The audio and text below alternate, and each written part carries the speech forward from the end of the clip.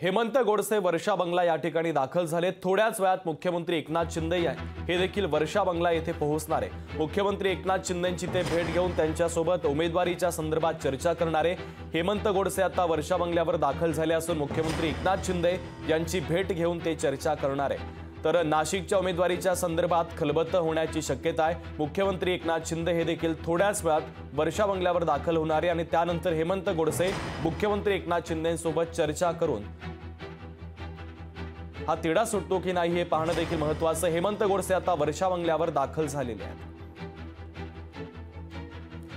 भूषण शिंदे आपले प्रतिनिधी आपल्याशी जोडले जात आहेत, त्यांच्याकडून या बातमीच्या संदर्भातले अधिकचे अपडेट घेऊयात।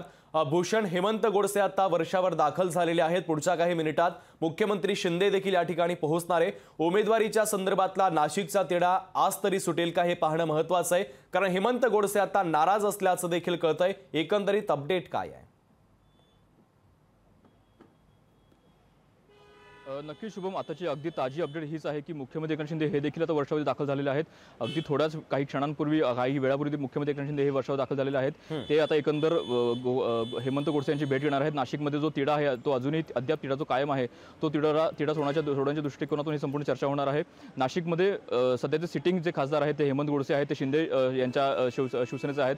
त्यामुळे एकंदर त्यांची ही संपूर्ण भूमिका हीच आहे की त्यांची ही आग्रही मागणी हीच आहे की त्यांच्याकडनं त्यांच्या गळ्यात ही उमेदवारीची माळ पडावी, त्यासाठी ते आग्रही आहेत। त्यानुसारच स्वतः अजित पवार यांचे राष्ट्रवादी काँग्रेसचे नेते आणि मंत्री छगन भुजबळ हे देखील उत्साही आहेत। ते देखील आग्रही भूमिकेमध्ये आहेत की त्यांना देखील ते संपूर्ण नाशिकमध्ये त्यांची उमेदवारी मिळेल हे देखील त्यांची मागणी आहे।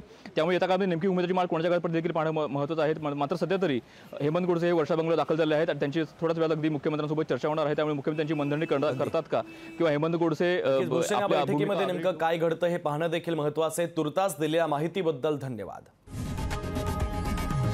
लोकशाही मराठी ऐका, पहा, जागरूक रहा।